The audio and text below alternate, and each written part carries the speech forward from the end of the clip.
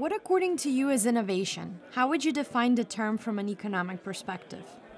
Yeah, I think innovation is a great concept. A lot of it's thinking outside the box. I mean, what's today? What could tomorrow be? How do I do something different? How do I think about maybe things differently? Sometimes they say, think about the problem bigger and solve it differently, right?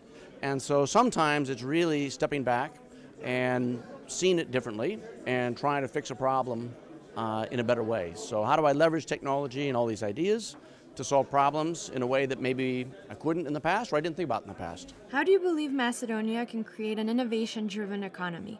And what are some key innovative measures you would recommend for future implementation? Yes, I would say that I've been very, very impressed at how much innovation already exists. And we've heard from entrepreneurs today and yesterday both, very good case studies. And I think there's an opportunity to harness some of that creativity, some of that success, some of that drive, and have that better known. Even today, you heard people who had never heard of this company that actually was one of the most innovative. So there's a huge amount of assets already probably from people who've been successful. They're innovative today, they're changing the world. And how does that get communicated better within the country? Maybe they could be role models, maybe mentors. Certainly the university process and the education process and trying to continue to encourage lateral thinking, outside thinking, etc.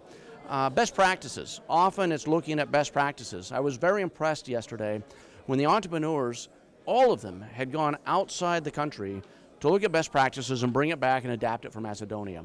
Whether the hotel industry, the automotive industry, the distribution industry, each of them had gone out, taken a look at what's best practice some other place, and then adapted it successfully here in Macedonia.